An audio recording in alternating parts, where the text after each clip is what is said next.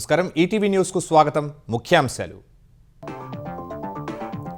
CBN పాలనలో అరాచక శక్తులకు చోటు లేదన్న చంద్రబాబు దుర్మార్గాలపై యుద్ధం చేస్తూనే అభివృద్ధి సంక్షేమంపై ముందుకెళ్తున్నామని వెల్లడి వైసీపీ హయాంలో ఒక్క టీచర్ పోస్టు నింపలేదన్న ముఖ్యమంత్రి మెగా డిఎస్సితో ఉద్యోగాలు ఇస్తే ఓర్వలేకపోతున్నారని తుని సభలో ఆక్షేపణ విశాఖలో కార్యకలాపాలు ప్రారంభించిన దక్షిణ కోస్తా రైల్వే జోన్ ఆంధ్రప్రదేశ్లో రవాణా రంగం పరుగులు పెడుతుందన్న కేంద్ర మంత్రి రామ్మోహన్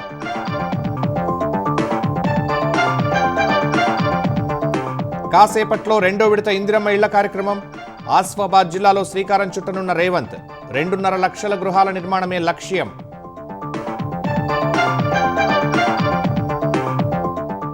తెలంగాణలో వర్షాకాల సన్నద్ధతపై రేవంత్ సమీక్ష పంట మార్పిడిపై రైతులకు అవగాహన కల్పించాలని అధికారులకు ముఖ్యమంత్రి ఆదేశాలు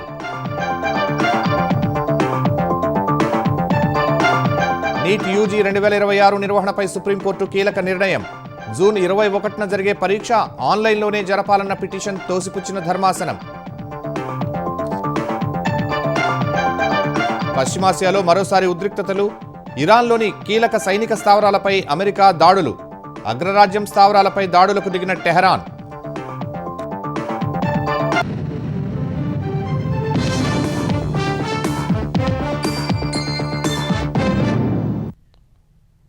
దుర్మార్గాలపై యుద్ధం చేస్తూనే అభివృద్ధి సంక్షేమ కార్యక్రమాలు అమలు చేస్తున్నట్లు ముఖ్యమంత్రి చంద్రబాబు స్పష్టం చేశారు. ఆంధ్రప్రదేశ్ ప్రజలందరినీ ఆదుకోవాలనేది తన లక్ష్యమని స్పష్టం చేశారు. అబద్ధాలు పదే పదే చెప్పి రాష్ట్రంలో అభద్రతా భావం సృష్టించేందుకు వైసీపీ ప్రయత్నిస్తోందని మండిపడ్డారు. డిఎస్సి పైన నంద్యాలలో వైఎస్ విగ్రహంపై దాడి విషయంలో వైసీపీ రాజకీయ లబ్ధి కోసం ప్రయత్నిస్తోందని చంద్రబాబు ఆరోపించారు.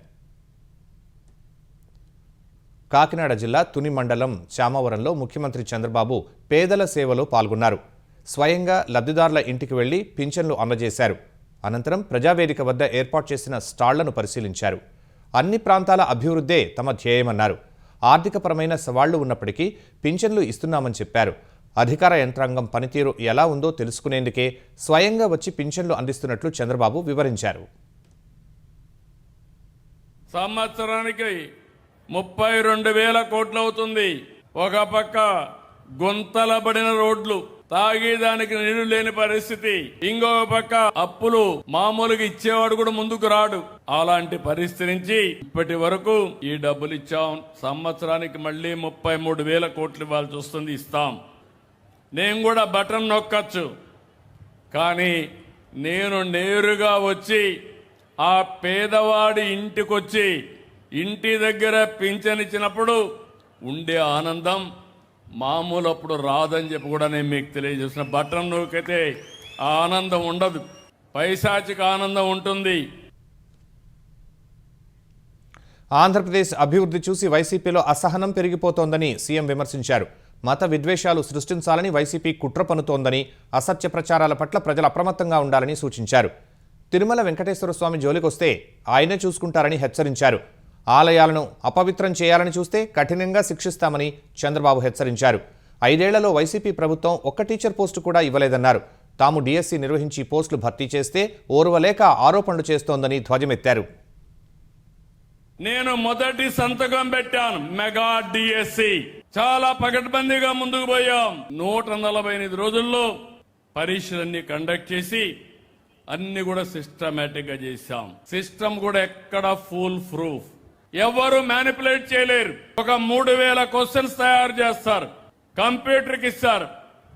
టీసీఎస్ ఆల్ ఇండియా లెవెల్లో మేనేజ్ చేస్తారు. అందులో కంప్యూటరే సెలెక్ట్ చేస్తుంది, నేరుగా సెంటర్కే వెళ్ళిపోతుంది. 25 క్వశ్చన్ పేపర్స్ తయారు చేస్తారు. ఇంత బ్రహ్మాండంగా చేస్తే ఫ్రస్ట్రేషన్ లో ఉండే వైఎస్ఆర్ కాంగ్రెస్ పార్టీ దీన్ని ఒక ఇష్యూ చేశారు.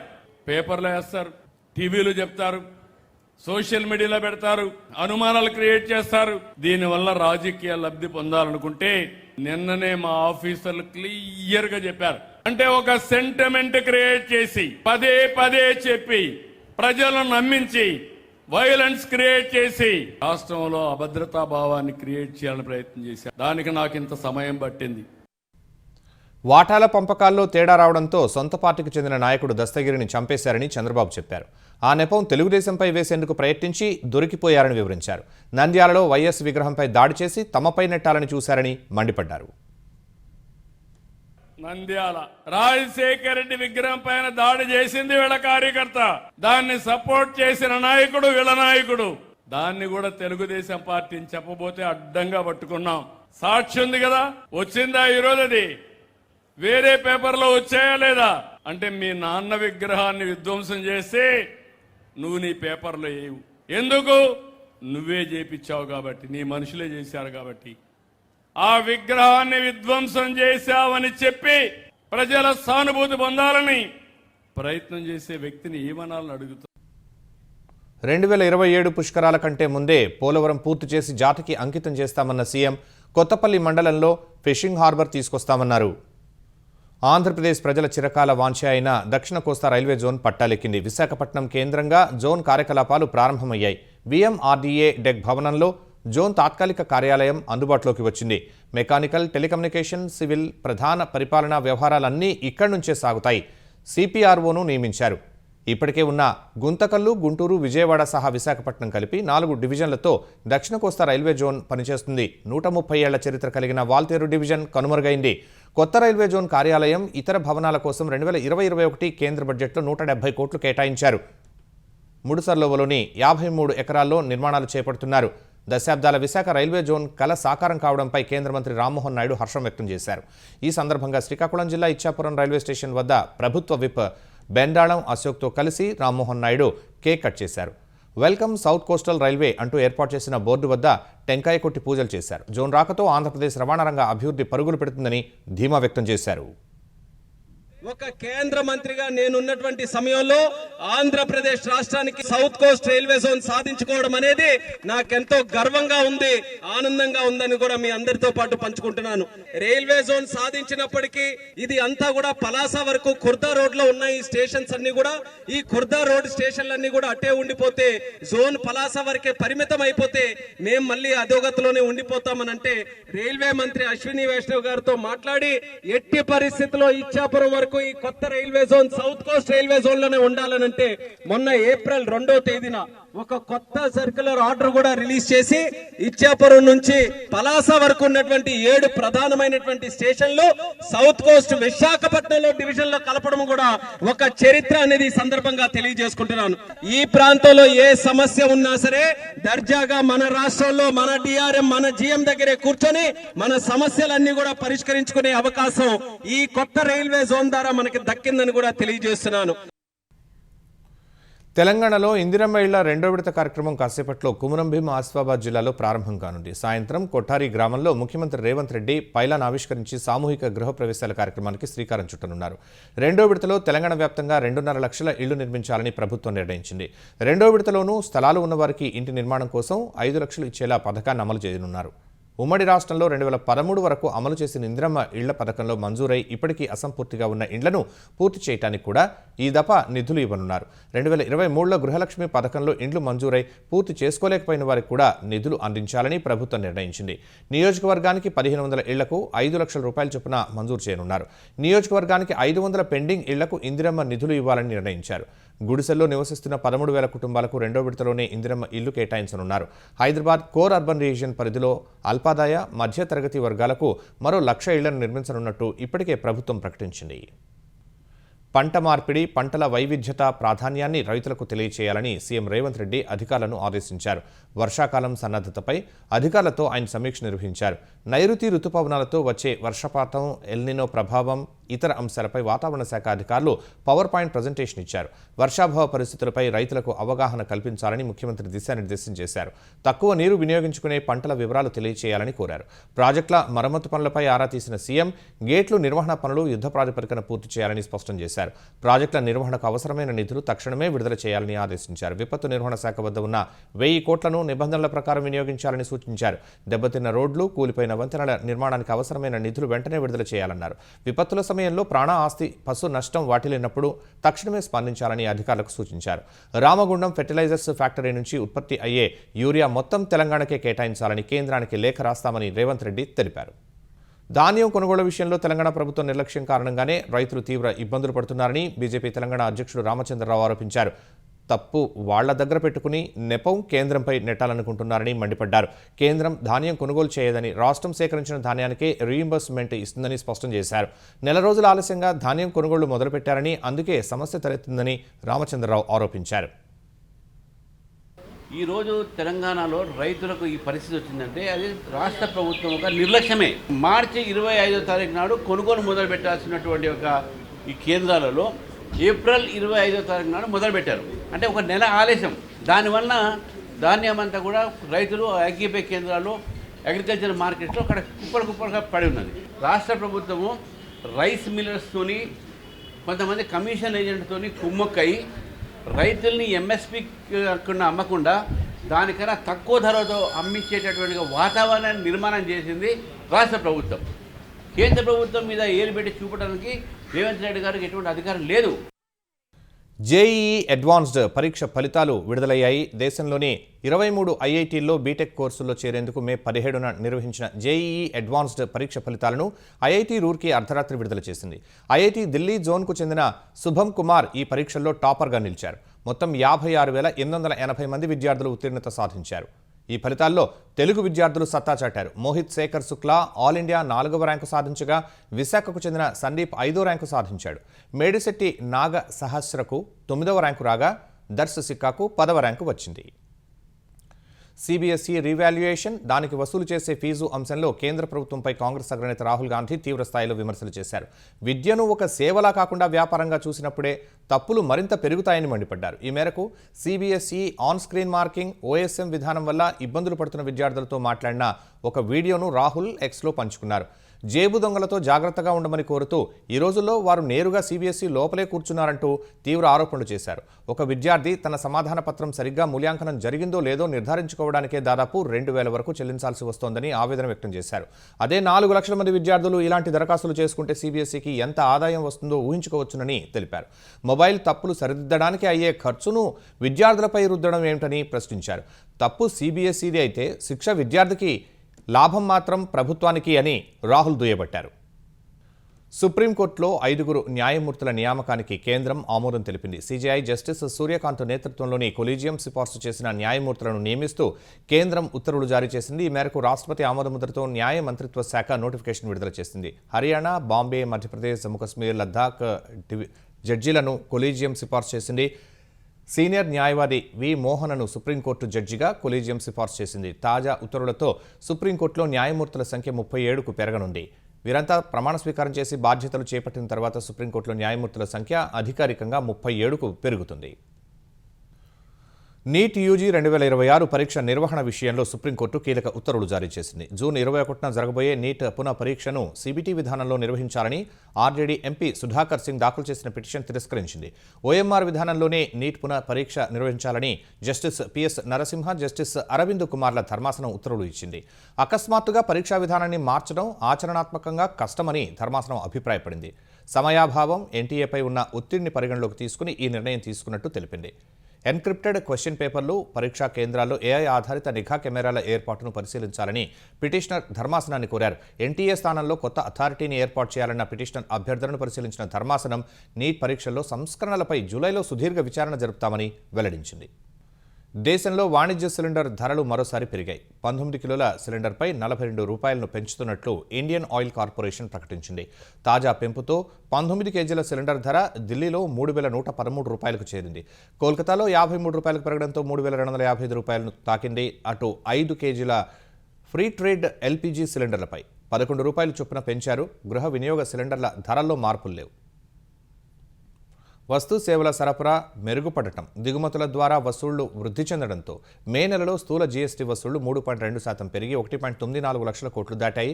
గత ఏడాది మే నెలలో ఈ వసూళ్లు 1.88 లక్షల కోట్లు నమోదైనట్టు వాణిజ్య శాఖ గుర్తు చేసింది. ఈసారి మే నెలలో నమోదైన వసూళ్లలో సీజీఎస్టీ 37,397 కోట్లు, ఎస్జీఎస్టీ 45,143 కోట్లు, ఐజీఎస్టీ 51,990 కోట్ల రూపాయలు ఉన్నట్టు గణాంకాలు వెల్లడించాయి. దిగుమతుల ద్వారా పన్ను వసూళ్లు 19.1% పెరిగి 59,600 654 కోట్లకు చేరినట్టు తెలిపాయి. జీఎస్టీ రీఫండ్లు 2.6% పెరిగి 27,281 కోట్లు నమోదైనట్టు ప్రభుత్వ లెక్కలు చెబుతున్నాయి.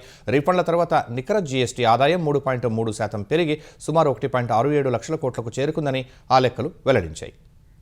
తెలంగాణ ఆవిర్భావోత్సవం రోజునే హైదరాబాద్లో నవనిర్మాణ సభ పెట్టాలన్న AP deputy CM Pawan Kalyan నిర్ణయంపై తెలంగాణ రవాణా మంత్రి పొన్నం ప్రభాకర్ అభ్యంతరం తెలిపారు. తొలుత తెలంగాణ ప్రజలకు క్షమాపణలు చెప్పిన తరువాతే పవన్ కళ్యాణ్ హైదరాబాద్లో నవనిర్మాణ సభ పెట్టుకోవాలని స్పష్టం చేశారు. తెలంగాణ అస్తిత్వం ఆత్మగౌరవం దెబ్బతీసేలా మాట్లాడిన పవన్ కళ్యాణ్ బీజేపీ ఎజెండా మోస్తున్నారని ఆరోపించారు. తెలంగాణ ఆవిర్భావ దినోత్సవం రోజు ఇక్కడే ఎందుకు సభ పెడుతున్నారో చెప్పాలని పొన్నం డిమాండ్ చేశారు. పవన్ కళ్యాణ్ అభిమానులు అన్ని పార్టీలు ఉండొచ్చు చూసుకోండి, కానీ రాజకీయ పరంగా అవమానపరుస్తూ తెలంగాణ ఏర్పడితే 11 రోజులు నిరాశ చేసిన తెలంగాణలో కళ్ళు దృష్టి పడితే కోనసీమ కొబ్బరి చెట్లు ఎండిపోతున్నాయి అనేటువంటి వాడిని ఇక్కడ మనం ఎంటర్టైన్ చేస్తే ఇది దౌర్భాగ్యమైనటువంటి పరిస్థితి. క్షమాపణ చెప్పు. తెలంగాణ ప్రజల ఆత్మ గౌరవానికి విఘాతం కలిగించిన ఆయనే తెలంగాణ ఆవిర్భావ దినోత్సవంలో రైట్, ఇది ఒక ప్రజల ఆకాంక్ష, తెలంగాణ రాష్ట్ర అభివృద్ధికి మేము కూడా సహకరిస్తాడు పర్లే, కానీ ఈ నవనిర్మాణ సభను పెడతాడు పోయి గుజరాత్ పెడతలేవు, పక్కన కేరళలో పెడతలేవు, పక్క తమిళనాడు పెడతలేవు, ఓన్లీ తెలంగాణకు వచ్చి Bharatiya Janata party direction LED. ఆంధ్రప్రదేశ్కు చెందిన రాజకీయ పార్టీలు నాయకులు తెలంగాణను ఉద్దేశించి చేసిన వ్యాఖ్యలపై తెలంగాణ రక్షణ సేన అధ్యక్షురాలు కల్వకుంట్ల కవిత తీవ్ర అభ్యంతరం వ్యక్తం చేశారు. రాష్ట్ర విభజన జరిగి 13 ఏళ్లు గడుస్తున్నప్పటికీ రాజధాని కట్టుకోలేని నేతలు వారి రాజకీయాలను తెలంగాణపై రుద్దవద్దని సూచించారు. తెలంగాణ ఉద్యమకారుల ఆకాంక్షలు సాధన అంశంపై టీఆర్ఎస్ ఆధ్వర్యంలో రౌండ్ టేబుల్ సమావేశం నిర్వహించారు. తెలంగాణ ఉద్యమకారుల సంఘాలు, అమరవీరుల కుటుంబ సభ్యులు హాజరైన ఈ భేటీలో ఏపీలో రాజధాని కట్టుకోవడంలో 2 పార్టీలు విఫలమైనట్టు కవిత తెలిపారు. రాష్ట్ర ప్రజలను తక్కువ చేయాలని చూడడం, మేధావులపై దాడి చేస్తే సహించేది లేదని కవిత హెచ్చరించారు. నాయకులేమో వాళ్ళు ఇప్పటికీ కూడా ఆంధ్ర మంత్రులు వచ్చి హైదరాబాద్లో ఆపరేషన్లు చేయించుకొని పోతారు. 12 ఏళ్ళు అయింది, ఆడ కట్టుకోరాదనే హాస్పిటల్. మీ ప్రజలకు ఎట్లా మరి? మీరంటే కార్లు ఉన్నాయి, రయ్యరు వచ్చిపోతారు. ప్రజలకు ఎట్లా? మీ రాజకీయ అవసరాల కోసం మాత్రం తెలంగాణ మీద పడేస్తారు. రావచ్చు, పోవచ్చు, రొయ్యలు అమ్ముకోవచ్చు. ప్రాబ్లం వల్ల ఆంధ్ర రాజకీయ నాయకులు వచ్చి సెక్రటేరియట్లో గంట తిప్పుతామంటేనే మాకు ప్రాబ్లం. మీ కాడ రాజధాని కట్టుకున్నాడు రాదు శాత కాదు, కానీ ఇడికొచ్చాట తెలంగాణ నవనిర్మాణం చేస్తారట. మా పని మేము చేసుకుంటాం, మా నిర్మాణం మేము చేసుకుంటాం. రాష్ట్రం విడిపోయింది, ప్రజలు విడిపోలే. మీరు ప్రజల మధ్యలో చిచ్చు పెట్టకండి. రాజకీయంగా పెత్తనం చేస్తాం, సెక్రటేరియట్లో ఏలు పెడతాం, మీ విధానాలలో ఏలు పెడతాం, మీ నీళ్లు దోసుకుంటాం అంటే మాత్రం ఊరుకునేది ఉండదు. డాఫాబెట్ బెట్టింగ్ యాప్ ద్వారా మోసాలకు పాల్పడుతున్న ముఠాలో 11 మందిని తెలంగాణ సిఐడి పోలీసులు అరెస్టు చేశారు. వారిలో 10 మంది భారతీయులు కాగా ఒకరు ఆఫ్ఘనిస్తాన్ దేశానికి చెందిన వ్యక్తి ఉన్నాడు. తెలంగాణ వ్యాప్తంగా బెట్టింగ్ అప్లికేషన్లపై 414 కేసులు నమోదయ్యాయి. డాఫాబెట్ యాప్ ఏర్పాటు చేసి క్రికెట్, క్యాసినో, గేమింగ్ నిర్వహిస్తున్నారని దర్యాప్తులో వెలుగులోకి వచ్చింది. కరీంనగర్లో నమోదైన డాఫాబెట్ కేసును ఛేదించినట్లు తెలంగాణ సిఐడి డీజీ చారు సిన్హా వెల్లడించారు. ఈ కేసులో ఆన్లైన్ బెట్టింగ్ ద్వారా ప్రధాన నిర్వాహకులు రోజుకు 8 నుంచి 10 లక్షలు ఆర్జిస్తున్నట్లు చారు సిన్హా తెలిపారు. 40 మంది అధికారులు ఈ కేసు దర్యాప్తులో పాల్గొన్నారని వివరించారు. 15 రోజుల సిఐడి ఆపరేషన్లో ఢిల్లీ, గుజరాత్, పంజాబ్ రాష్ట్రాలకు చెందిన వారిని అరెస్టు చేసినట్లు చెప్పారు. డాఫాబెట్పై 8 రాష్ట్రాల్లో 225 ఫిర్యాదులు, 73 క్రిమినల్ కేసులు ఉన్నట్లు దర్యాప్తులు వెల్లడైందని వివరించారు. ఆన్లైన్ బెట్టింగ్ తెలంగాణలో నేరం కాబట్టి ప్రజలు అప్రమత్తంగా ఉండాలని సిఐడి డీజీ సూచించారు. డాఫాబెట్ యాప్ ఫిలిప్పీన్స్లో స్టార్ట్ అయింది. అక్కడి నుంచి మరి యూకే షిఫ్ట్ చేయడం జరిగింది. ఈ ఆర్గనైజర్స్కి దుబాయ్లో కూడా ఒక ఆఫీస్ ఉంది. అక్కడి నుంచి వీళ్ళు కూడా ఆపరేట్ చేస్తారు. ఇప్పుడు అరెస్ట్ చేసిన వాళ్ళలో 2 main organisers, 3 mule accounts manage చేస్తారు on commission basis. 2 fake firms create చేశారు. అండ్ ఈ డాఫాబెట్ నుంచి జనరేట్ అయిన ఫండ్స్ ఆ ఫేక్ అకౌంట్స్లో వీళ్ళు తీసుకోవడం జరిగింది. అక్కడి నుంచి వేరే వాళ్ళకి డైవర్ట్ చేయడం జరిగింది. అండ్ 4 టెక్నికల్ సపోర్ట్ ఇచ్చిన వాళ్ళని అరెస్ట్ చేయడం జరిగింది. ఇంకొక కేసులో 25 celebrities and social media influencers and వాళ్ళకి కన్విన్స్ చేయడం జరిగింది దట్ మీరు బెట్టింగ్ అప్లికేషన్స్కి ఎండార్స్మెంట్ ఇస్తున్నారు, ఇది illegal, it is a crime. మరీ ఎండార్స్మెంట్ ఇవ్వాలి, వీడియోస్ రిలీజ్ చేసి that this is a crime and people should not be encouraged to get on to online betting platforms. 21 influencers already ఈ videos release చేయడం జరిగింది. రాయలసీమ వ్యాప్తంగా గత రాత్రి నుంచి ఉదయం వరకు పలు ప్రాంతాల్లో వర్షం కురిసింది. కడప జిల్లా ముద్దనూరు మండలంలో కుండపోత వర్షానికి లోతట్టు ప్రాంతాలు జలమయమయ్యాయి. ఉదయం కురిసిన వర్షానికి ముద్దనూరు నుంచి పులివెందుల వెళ్లే మార్గంలో వాగు పొంగి రాకపోకలు నిలిచిపోయాయి. వాగుకు ఇరువైపులా భారీగా వాహనాలు నిలిచిపోయాయి. శ్రీ సత్యసాయి జిల్లాలో పెనుకొండ, చిన్న కొత్తపల్లి ప్రాంతాల నుంచి వర్షపు నీరు ధర్మవరం చెరువుకు చేరుతోంది. ధర్మవరం మండలం తుంపర్తి వద్ద ప్రధాన రహదారిని వాన నీరు ముంచెత్తింది. దీనివల్ల ధర్మవరం పుట్టపర్తి రహదారిలో రాకపోకలు నిలిచిపోయాయి. ఉదయం 11 గంటల తర్వాత నీటి ప్రవాహం తగ్గడంతో రాకపోకలు పునరుద్ధరించారు. చిత్రావతి నది నుంచి ధర్మవరం చెరువుకు భారీగా నీరు వచ్చి చేరుతోంది. అనంతపురంలో గాలివాన ధాటికి భారీ వృక్షాలు, విద్యుత్ స్తంభాలు కూలిపోయాయి. పలు కాలనీల్లో విద్యుత్ సరఫరాకు అంతరాయం ఏర్పడింది. ప్రభుత్వ ఆసుపత్రికి కూడా కరెంటు సమస్య ఏర్పడింది. విద్యుత్ సమస్యతో వెంటిలేటర్పై ఉన్న ధర్మవరం వాసి మోహన్ మృతి చెందాడని బంధువులు ఆరోపించారు. పశ్చిమాసియాలో మరోసారి ఉద్రిక్తతలు చోటు చేసుకున్నాయి. ఇరాన్లోని కీలక సైనిక స్థావరాలపై అమెరికా భీకర దాడులతో విరుచుకుపడింది. ఈ వారాంతంలో గోరఖ్ నగరం, ఖేష్మ్ ద్వీపంలోని రాడార్ సెంటర్లు, కంట్రోల్ రూమ్ కేంద్రాలపై దాడులు చేసినట్లు అమెరికా సెంట్రల్ కమాండ్ అధికారికంగా ప్రకటించింది. దక్షిణ హోర్ముజ్గన్ ప్రావిన్స్లోని సిరిక్ ద్వీపంలో ఉన్న టెలికాం సెంటర్పై దాడులు చేసినట్లు తెలిపింది. అంతర్జాతీయ జలాల్లో ప్రయాణిస్తున్న తమ MQ-1 డ్రోన్ను ఇరాన్ కూల్చివేసిందని అమెరికా ఆరోపించింది. ప్రాంతీయంగా పౌర వాణిజ్య నౌకల రాకపోకలకు ఇరాన్ తీవ్ర ముప్పుగా పరిణమించిందని మండిపడింది. ఇరాన్ దూకుడుకు సమాధానంగానే దాడులు చేసినట్టు సెంట్రల్ కమాండ్ పేర్కొంది.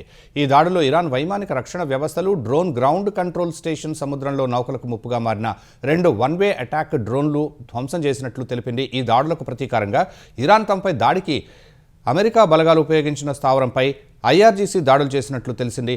ఫైటర్ జెట్లు, క్షిపణులతో దాడి చేసినట్లు ఇరాన్ అధికారిక వార్తా సంస్థ ఫార్స్ వెల్లడించింది. ఇరాన్ దాడులతో కువైట్లో ప్రమాద హెచ్చరికల సైరన్లు మార్మోగాయి. ఇరాన్ క్షిపణులు, డ్రోన్లను తమ రక్షణ వ్యవస్థలు గాల్లోనే కూల్చివేసినట్లు కువైట్ సైన్యం వెల్లడించింది. ఇరాన్తో చర్చల్లో అణు ఒప్పందంపై మీడియాలో వస్తున్న కథనాలను అమెరికా అధ్యక్షుడు డొనాల్డ్ ట్రంప్ ఖండించారు. ఇరాన్ అణ్వాయుధాలు కలిగి ఉండటాన్ని ఈ ఒప్పందం స్పష్టంగా నిషేధిస్తుందని ట్రూత్ సోషల్లో ట్రంప్ పేర్కొన్నారు.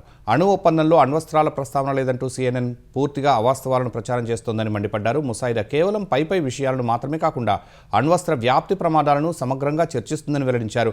వాస్తవానికి ఈ ఒప్పందంలో ఎక్కువ భాగం అణు సంబంధిత అంశాలపైనే సుదీర్ఘంగా వివరిస్తుందని ట్రంప్ స్పష్టం చేశారు. పశ్చిమ బెంగాల్లో ముఖ్యమంత్రి సువేందు అధికారి తన మంత్రివర్గాన్ని విస్తరించారు. తపస్ రాయ్, శంకర్ ఘోష్, స్వపన్ దాస్ గుప్తా సహా మొత్తం 35 మంది బీజేపీ ఎమ్మెల్యేలు మంత్రులుగా ప్రమాణం చేశారు. లోక్ భవన్లో జరిగిన కార్యక్రమంలో గవర్నర్ RN రవి కొత్త మంత్రులతో ప్రమాణం చేయించారు. ఈ విస్తరణలో 10 మందికి కేబినెట్ హోదా, 3కి స్వతంత్ర హోదా, 22 మందికి సహాయ మంత్రులుగా స్థానం లభించింది. తాజా విస్తరణతో పశ్చిమ బెంగాల్ కేబినెట్లో మంత్రుల సంఖ్య 41కి చేరింది. 294 మంది సభ్యులున్న బెంగాల్ అసెంబ్లీలో నిబంధనల ప్రకారం గరిష్టంగా ఉండాల్సిన మంత్రుల సంఖ్య 44. కేంద్ర విద్యా మంత్రిత్వ శాఖ భవనంలో అగ్ని ప్రమాదం జరిగింది. ఢిల్లీ వికాస్ మార్గ్లోని school of planning and architecture భవనం 2వ అంతస్తులో మంటలు చెలరేగాయి.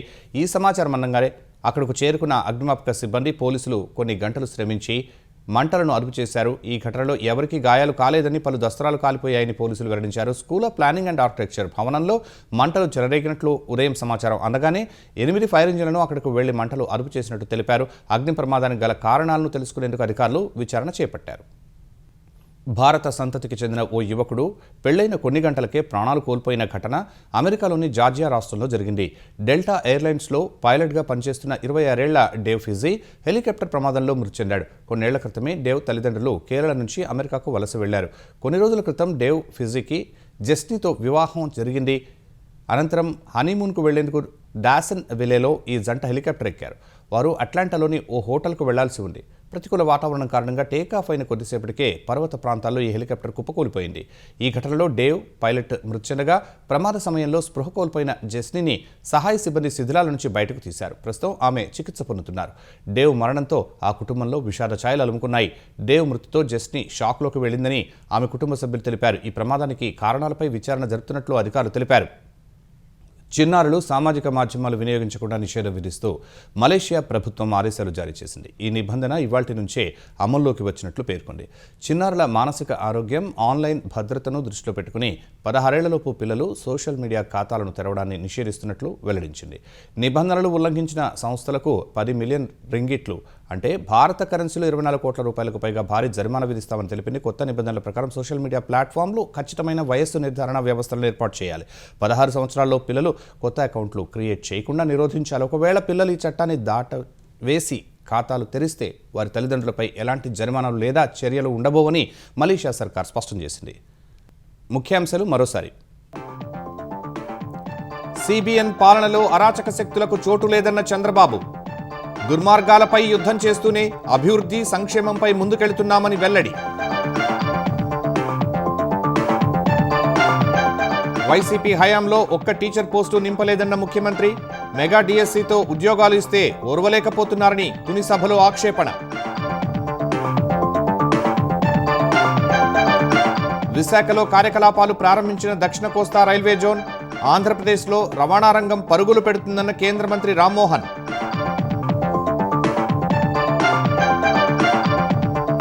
కాసేపట్లో రెండో విడత ఇందిరమ్మ ఇళ్ల కార్యక్రమం.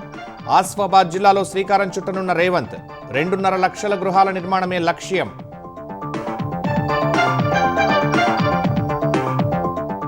తెలంగాణలో వర్షాకాల సన్నద్ధతపై రేవంత్ సమీక్ష, పంట మార్పిడిపై రైతులకు అవగాహన కల్పించాలని అధికారులకు ముఖ్యమంత్రి ఆదేశాలు.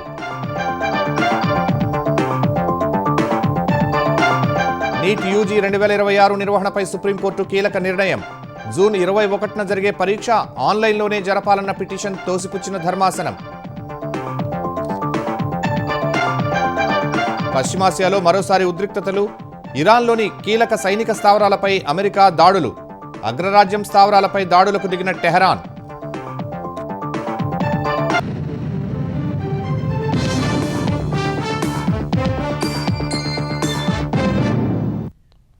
ఈటీవీ న్యూస్ సమాప్తం. నమస్కారం.